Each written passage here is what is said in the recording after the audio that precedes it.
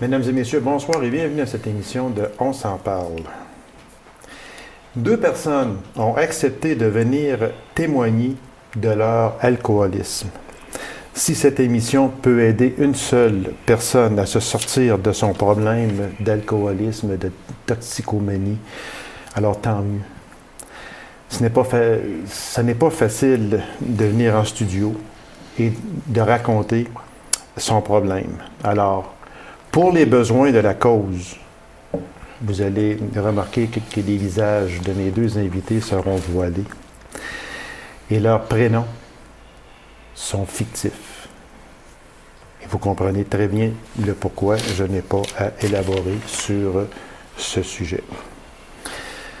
Alors, mes invités de prénoms fictifs, Louise. Bonsoir, Louise. Bonsoir. Et Jacques. Bonsoir, Jacques. Bonsoir, M. Lacasse. Grand merci d'avoir accepté tous les deux cette invitation. Je sais une chose, ce n'est certainement pas facile pour vous deux. On va avoir un témoignage d'une personne qui est assise près de moi, qui a sombré dans l'alcoolisme et qui s'en est sorti.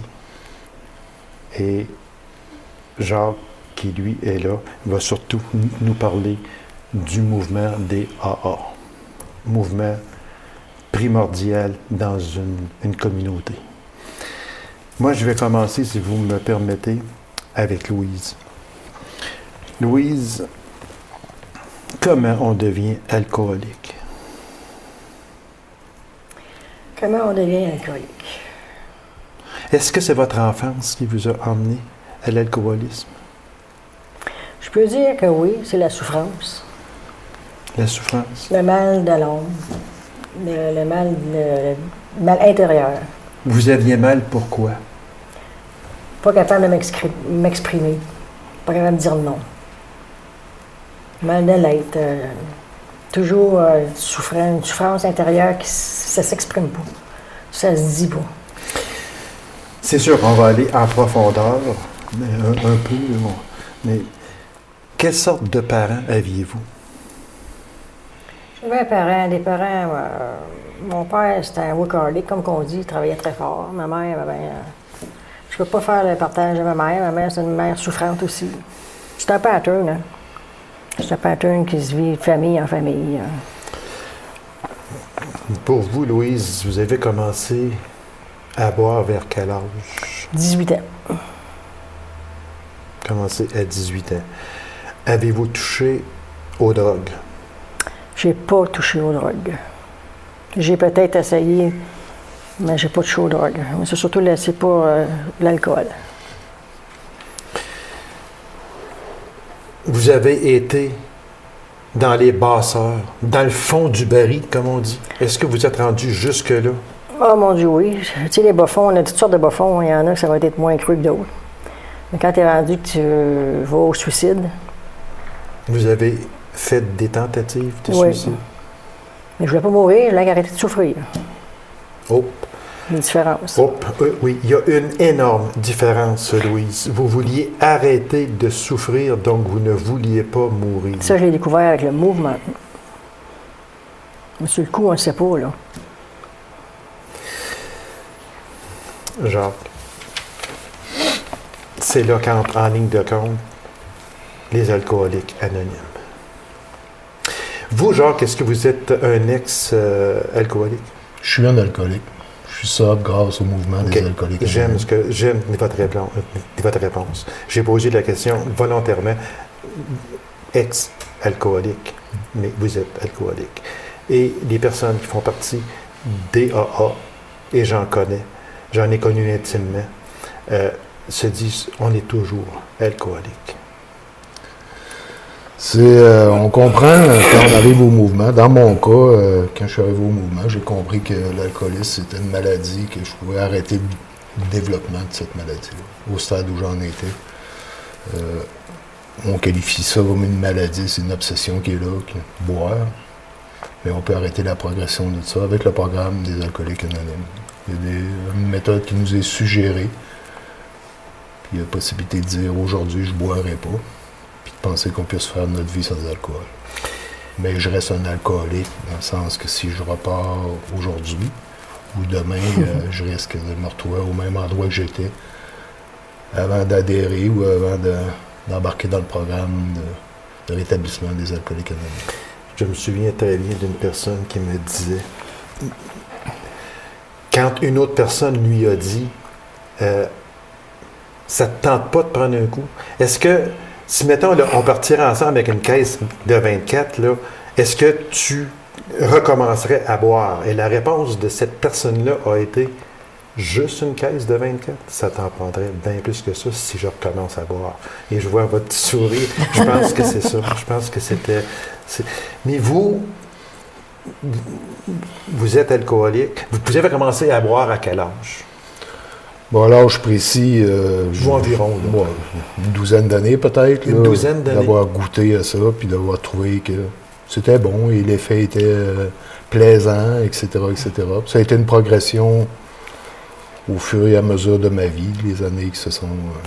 jusqu'à ce que ce soit le terminus. Comme Louise disait tout à l'heure, on arrive à un moment où on se dit « c'est assez ».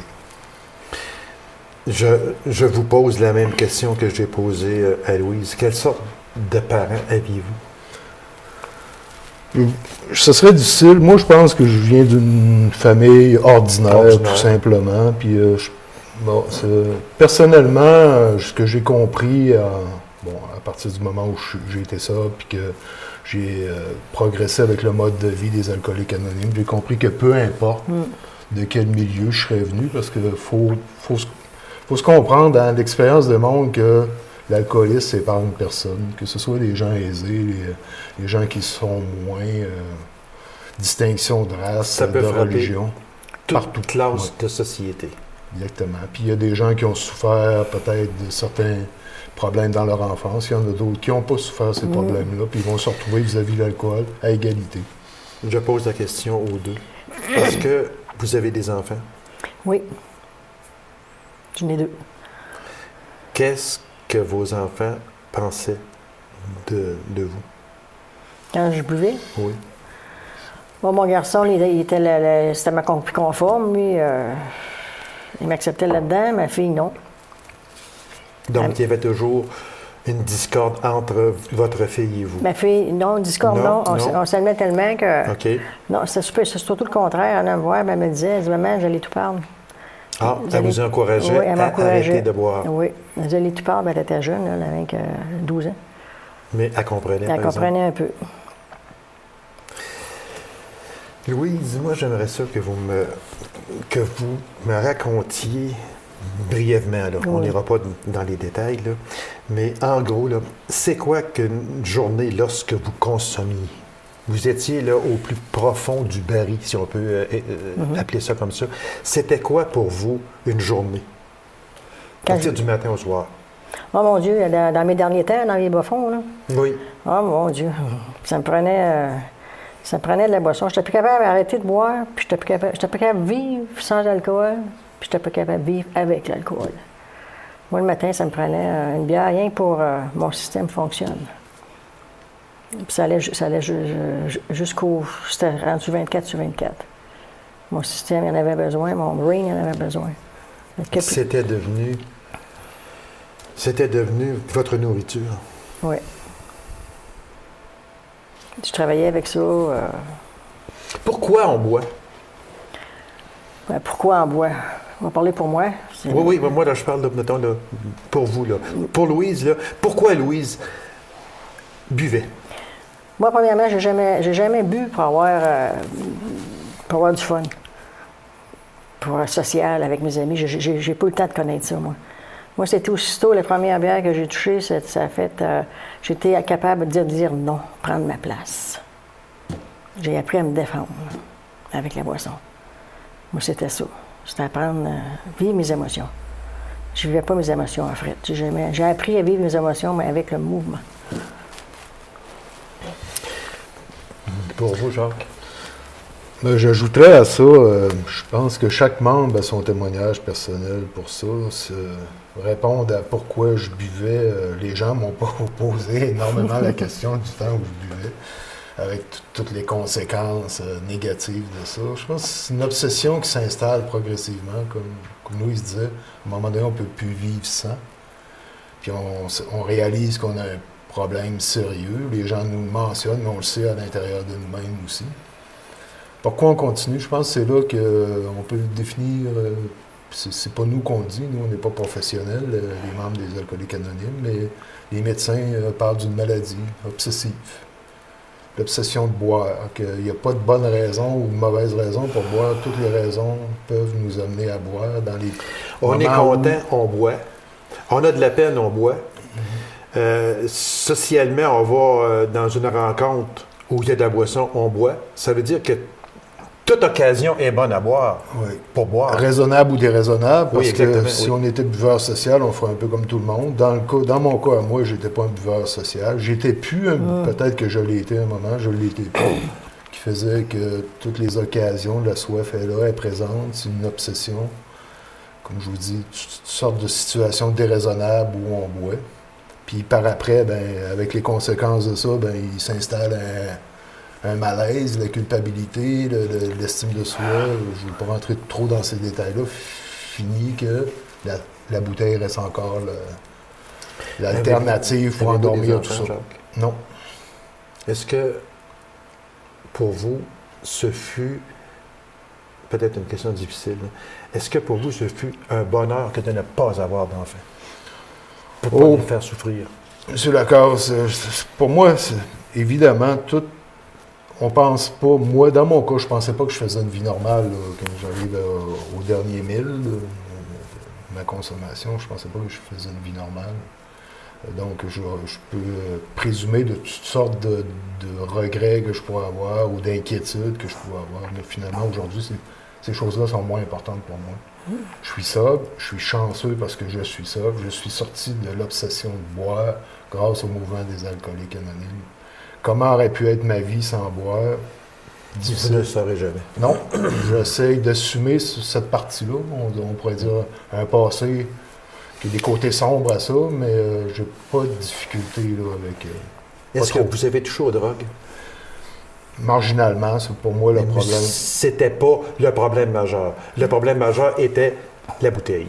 Dans mon cas, ce que je peux témoigner sincèrement, c'est évidemment qu'avec la bouteille, tous les autres problèmes s'enchaînent. Hein. Toutes les autres, on pourrait parler des autres substances, s'enchaînent aussi. Mais quand j'ai résolu, temporairement, un jour à la fois, le problème de boire, j'ai résolu tous les autres problèmes reliés à ça. Du moins, je les ai mis en suspens, un jour à la fois. Et c'est pas difficile pour moi de rester sobre. C'est pas, je me bats pas contre la soif, là. Ça fait combien de temps? Bientôt un peu plus de 20 ans. Un jour à la fois. Est-ce que vous avez le goût encore? De boire? Oui. Dire des fois, là, il me semble que je prendrais une bière avec des copains. Ah, moi, l'idée me reste à l'esprit que c'est sûrement bon pour les autres. C'est bien. La bière ou toute autre chose qui goûte bon et qui a une belle couleur. Oui. Et pour vous, Louise? Moi, ça fait 20 ans, moi aussi 20 ans le 14 octobre. Ouais. Il y a un dénommé Marc, c'est un nom fictif, OK? Un dénommé Marc qui disait « L'alcoolisme n'est pas une tare, ni un vice, c'est une obsession. » Pour moi, c'est une maladie. Pour vous, Jacques?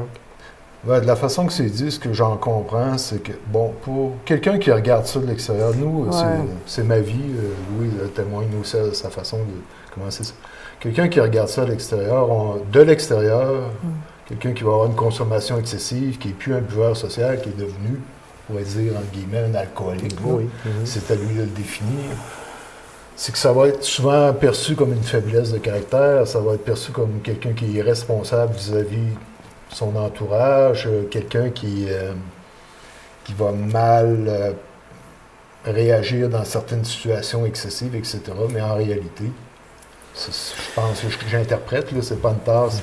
C'est pas des défauts de caractère, l'alcoolisme. C'est quelqu'un qui vit avec une obsession continuelle. Puis qui fait la plupart du temps des choses qu'il ne voudrait pas faire. Et cette personne-là a le droit de vivre aussi. Là. Elle a le droit de vivre. C'est à elle de trouver son chemin. Ouais. Exactement.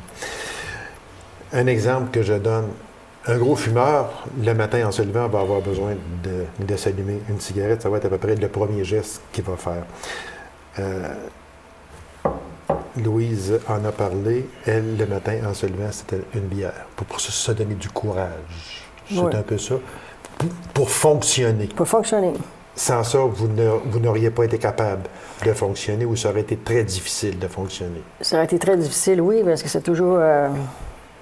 c'était le vouloir de plus vivre. Puis je savais qu'il y avait quelque chose de bon à quelque part. Je savais, dans mon être intérieur, je savais qu'il y avait quelque chose de bon à quelque part.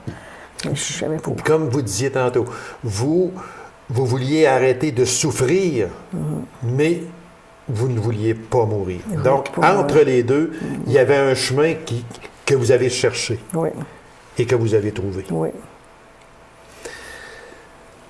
La question que je pose, je la pose aux deux. Il y a une vingtaine d'années passées, vous vous êtes décidé à arrêter de boire.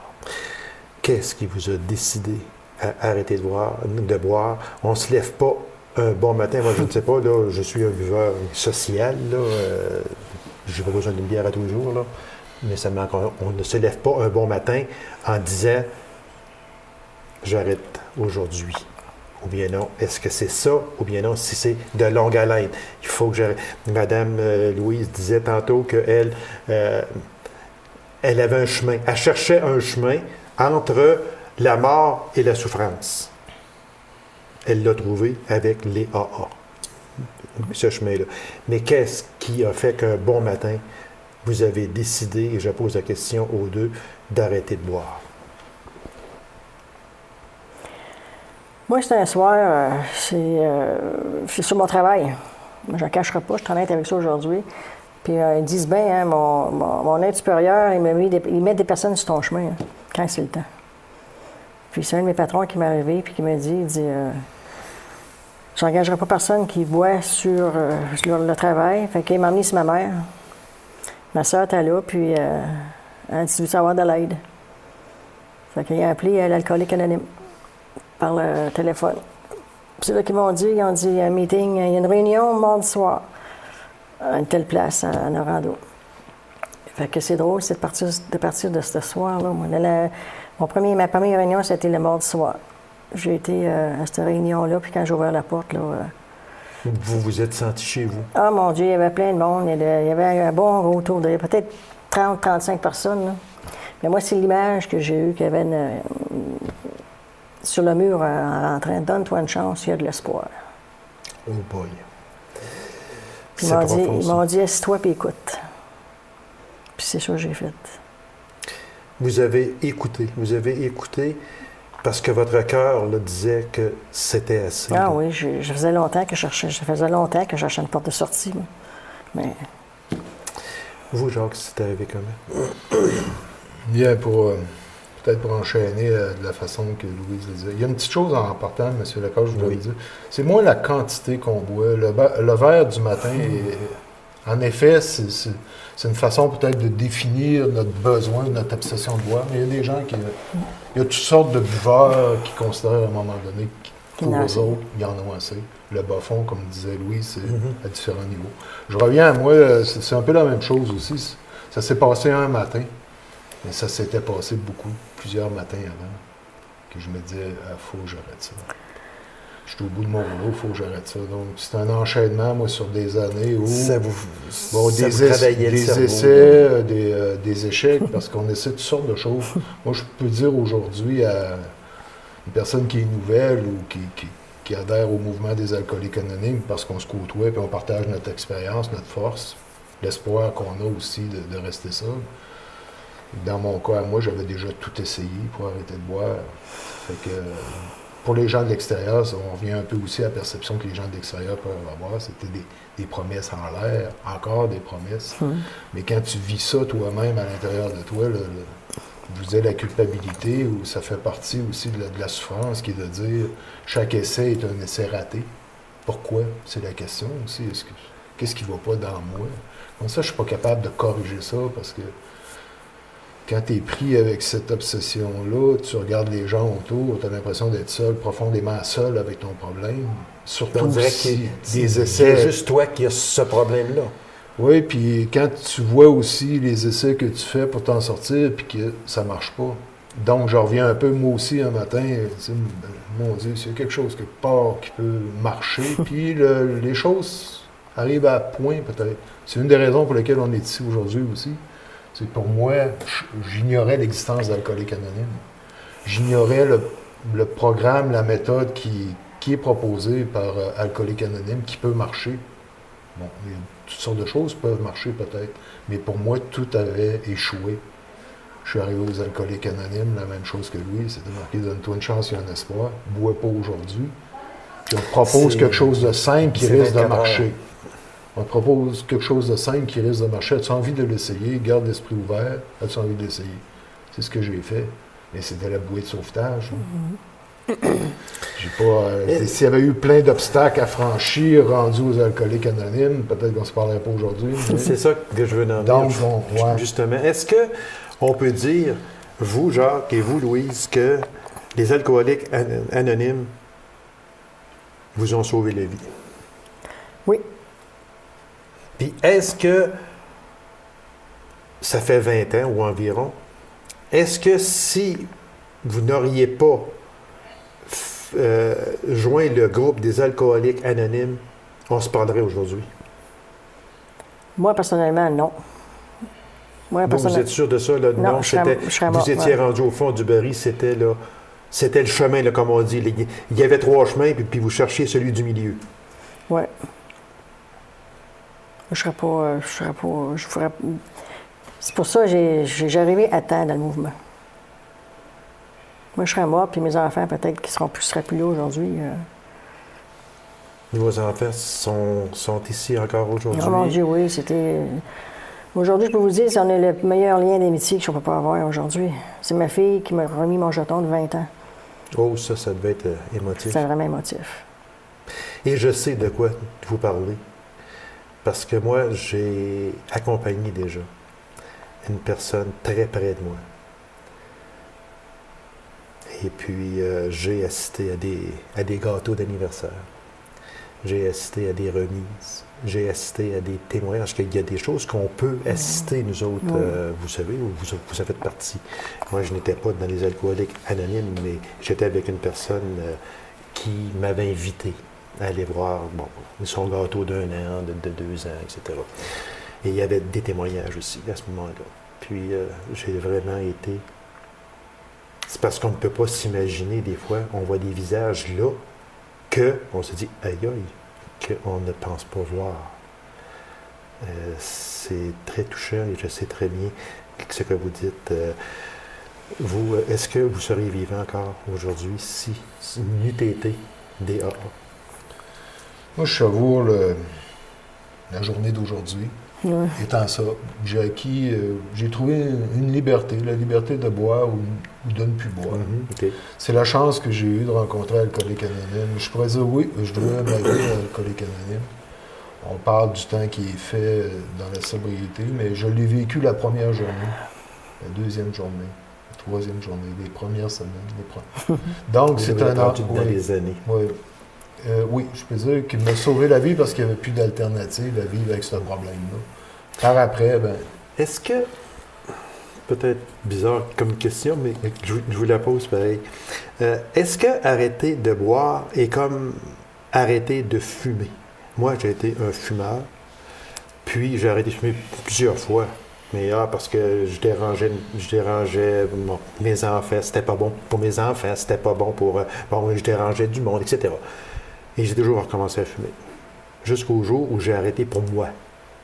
J'ai arrêté pour moi. Là. J'ai dit, oups, là, voilà, là, ça marche plus. Là. Tu sais, là, je te misère à souffler, puis j'ai arrêté, ça fait au-dessus de 20 ans. Je n'ai jamais refumé. Est-ce qu'on peut faire une comparaison entre les deux? Vous avez arrêté pour vous, oui. Puis tous les gens autour en ont profité. Et voilà. Parce qu'on peut faire ce lien-là. Évidemment, les gens qui vont se présenter au mouvement des Alcooliques Anonymes avec l'expérience qu'on a, on va voir que ceux qui se gardent une certaine réserve, qui vont le faire parce que bon, peu importe la Oui, façon il y qu'ils a sont plusieurs arrivés, raisons, on va là. les accueillir Oui. de la même façon, mais si c'est, par exemple, un tribunal ou leur conjoint, ou bon, souvent ces gens-là, de notre entourage, vont nous suggérer ou vont même nous mettre un ultimatum à la blague, que je dis ça, mais ça ressemble à ça. Oui. Mais si la personne elle-même ne veut pas, il y a peu de chances d'avoir des résultats. Il y en a qui ne veulent pas, il y en a qui ne peuvent pas profiter du programme Alcooliques Anonymes, qui est assez simple en soi. Mais Oui, il faut adhérer, en gros, faut adhérer pleinement. Bon, en gros, c'est quoi? Alcoolique anonyme. Bon, c'est sûr que c'est pour les personnes qui sont alcooliques puis qui veulent s'en sortir, ils veulent arrêter de boire. C'est un soutien, c'est ça. Mais c'est des gens pas qui sont là, ça. qui ont déjà cette expérience-là d'une vie avec l'alcool, puis qui ont l'expérience d'une vie sans alcool. C'est des hommes, c'est des femmes de tous les milieux sociaux, comme on l'a dit tout à l'heure, de toute race, toute religion. C'est 2 millions de membres dans le monde entier. C'est énorme. Oui, c'est une association qui partage son espoir, sa force, son expérience, dans le but de rester ça, puis d'aider d'autres personnes à le devenir, ça. C'est partout dans le monde, c'est dans plus de 150 pays, Alcooliques Anonymes. Je vous en parle parce que c'est impressionnant, la diffusion, ou le rayonnement que ça peut avoir. Ça touche toutes les personnes qui ont vécu les mêmes choses qu'on a vécues. Si je vous dis... C'est libre, entièrement Oui, libre. Je vous coupe, mais je vous le dis quand même parce que c'est bon, ça. C'est entièrement libre, il n'y a pas d'enregistrement, il n'y a pas de compte à rendre, il n'y a pas de cotisation. Je te prends par la main puis je t'emmène. Ça ne marchera pas. C'est que moi, je fréquente des réunions Alcooliques Anonymes depuis 20 ans, mais il n'y a jamais personne qui a vérifié, qui m'a appelé chez moi, qui m'a dit « Hey, tu vas perdre des points, c'est une blague. » Si donc, je vous lance ça de même, là, alcoolique un jour, alcoolique toujours. Oui, c'est vrai de ça. Vous, là, Louise, là, demain matin, là, ce serait peut-être méchant en mots juste, mais je vous emporte une bière. Qu'est-ce que vous allez faire? Je vais dire non merci, c'est pas pour moi. C'est pas pour moi, je n'ai même pas le goût. Et déjà, vous l'auriez prise avec plaisir en vous levant le matin comme vous faisiez. Maintenant, aujourd'hui... Du tout. Non, c'est même plus dans ma pensée. C'est même plus là, moi. C'est plus là. Oh non, moi, c'est de vivre une journée à la fois. Puis je suis tellement bien aujourd'hui. Je suis heureuse avec mes enfants. Ça, c'est ça, là. Ce qu'elle vient de dire, là. Puis ça me vaut l'émission complète. Puis des grosses épreuves. J'ai passé des grosses épreuves avec les mouvements alcooliques anonymes, moi, là. J'ai passé avec les étapes, avec le mouvement. Mais ma famille, moi, elle est là. Les membres sont là.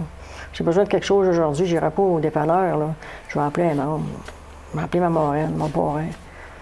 Puis, quand on dit ce qu'elle vient de dire, qu'elle est heureuse aujourd'hui, puis, tu sais, là, ça veut dire que ça, genre, on peut s'en sortir. À condition de vouloir. Ce qu'il faut comprendre, c'est que c'est pas un drame pour nous d'être alcooliques. Au contraire, c'est quelque chose qui s'est révélé à nous autres comme étant un problème qui aurait pu nous faire perdre la vie, parce que ça a été dit, mais que c'est parce qu'on réagissait différemment d'à peu près tous les gens normaux vis-à-vis de l'alcool. Donc, se priver d'alcool, c'est se donner la chance d'être heureux, d'être libre, pour nous. Donc, la bière, ou peu importe, comme on disait tout à l'heure, le type de vin ou de liqueur, on sait, dans mon cas, à moi, c'est du passé, puis je me bats pas contre ça. Ça fait partie d'une maladie qui est progressive, qui est incurable aussi. Alcoolique un jour, alcoolique toujours. Louise et Jacques, merci infiniment. Ce fut un beau témoignage de la part des deux. Puis, en terminant, à peine 15 secondes, si une personne veut s'en sortir, puis comment elle fait pour rejoindre les Alcooliques Anonymes? Il y a des groupes qui tiennent des réunions tous les jours de la semaine, si on parle de l'Abitibi-Témiscamingue, dans toutes les grandes localités. Et dans le bottin aussi. La ligne téléphonique. Exactement, la ligne téléphonique, des sites web qu'on peut rejoindre. C'est tout le temps. Merci beaucoup, Louise. Merci, Jacques. Merci beaucoup. Beau témoignage. Puis si avec ça, on a juste aidé une personne, on va dire mission accomplie. Alors, félicitations, puis c'est tellement beau d'être seul. Merci. Puis... les mots me manquent. Merci beaucoup. C'est Merci, M. Legault.